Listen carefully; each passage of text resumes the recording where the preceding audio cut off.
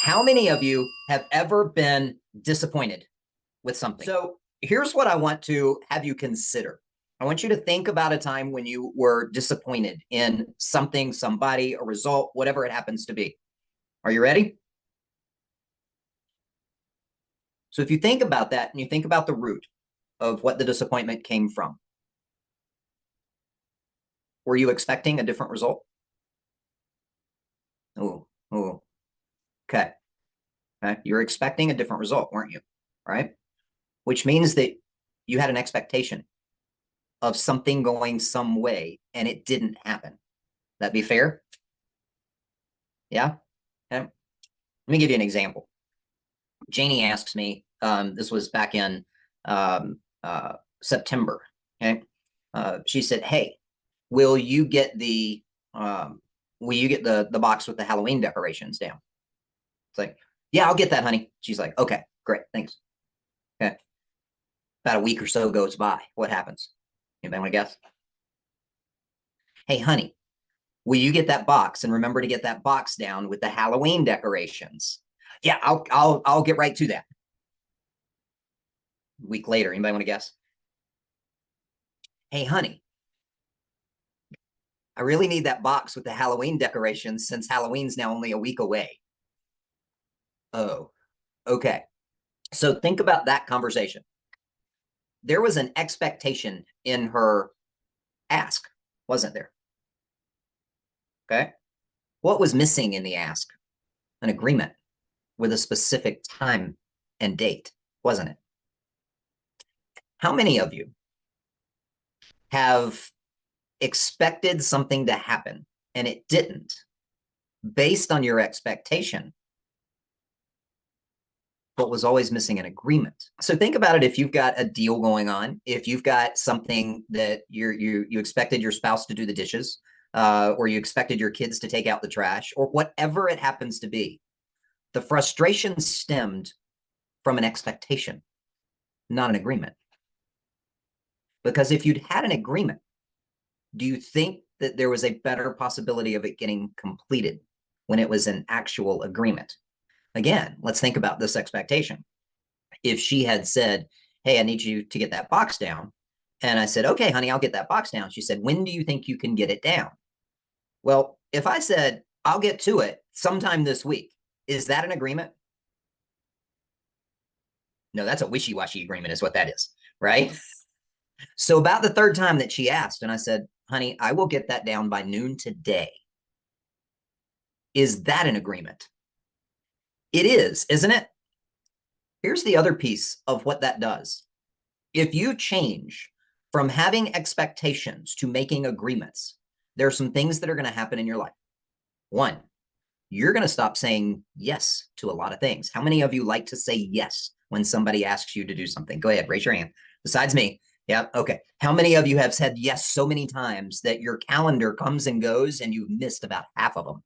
If you change the way that you have expectations and you turn those into actual agreements to do something, do you think that you're going to think about it a little bit more before you say yes?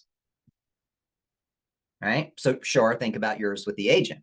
If there was something you needed, would it be different if it had been, "Hey, I need some aerial photos of that. Are you going to do those?" "Nope, I am not going to do those because I have no idea what the hell I'm doing." "Oh, okay. Can I have my guy go out and do some aerial photos?" "Yep, you got it." Would that have there been a difference in what the relation? Because you knew, right? We have a tendency to have two jobs every time that we have one. How many of you are full-time real estate agents or full-time whatever you're doing? Full-time. Okay. Have you ever thought that you have two jobs, even if you're a full-time real estate agent? Okay. Joseph's going like this. Why do you say yes? I think from the amount of time I spend doing both, it feels like I'm doing two full-time jobs. Okay. Let me go one further with this. You ready? Think about this. Has anybody had a job or at like a 9 to 5 or a paycheck W-2 job prior to getting into real estate? Anybody? Okay. All right. I want you to think about and put yourself back in that position when you were in an office or in a corporate environment or whatever it happens to be. Ready? So you had one job, which would be whatever that job is, right? So did you also have another job of trying not to be wrong or look stupid or fail in what you were doing?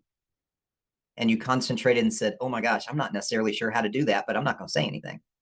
Wait a minute, I don't know how to go do that, but I'm not going to tell anybody I know how to do that. Everybody's going, oh, yeah, right. Okay. Think about this. This is a challenge because so many times we don't want to admit that we're necessarily wrong. So, Shar, I'm going back to your agent on the other side that obviously didn't know what they're doing, right? But probably wouldn't admit that they didn't know what they're doing because they don't want to look stupid, foolish, or anything like that, right? There's a challenge with that, though. If we don't do that, if we don't admit or say, maybe I don't know necessarily, Shart, listen, I forgot to go do that. I didn't have the ones made. By the way, this is the first time that I've had a listing like this. Would that have changed the relationship? Would you have said, all right, listen, let me help you with this. Let me give you an idea of how to do this because I've done a bunch of these just like this, and here's what's missing on this one. Okay. Think about that when you go back to the expectation thing. If your kids, how many of you have teenagers or have had teenagers? Okay. Are your teenagers going to admit they're wrong and that they did it wrong? Oh, hell no. Right? So it's no different. When we get into jobs and we get into environments, we have a tendency to want to have an expectation either for ourselves or for other people. If we continue to have expectations on either of those sides, something is going to be disappointing. Either you to yourself or them to you, or you to them. Right? So here's my challenge for you. Yep. I want you, as you're on here, I want you to think about just a couple of times where you have been disappointed in the past week, month, whatever it is. Anything, I mean, Sharp, thank you. You've shared, Dave shared, right? Okay. I want you to write that down. Write it down wherever you happen to be. One or two things that you've been disappointed in. It could be with a spouse, a kid, a job, whatever it happens to be. And I'm going to give you a challenge. And by the way, I wish that I'd had this with my teenage kids.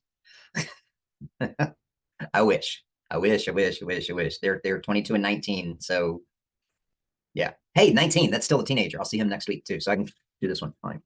Okay. So here's my challenge. Because here's the thing. Do you think that if you were disappointed in however that situation came up, do you think they were also? Right? In one form or another. Do you think that somebody, potentially them, are embarrassed to say anything?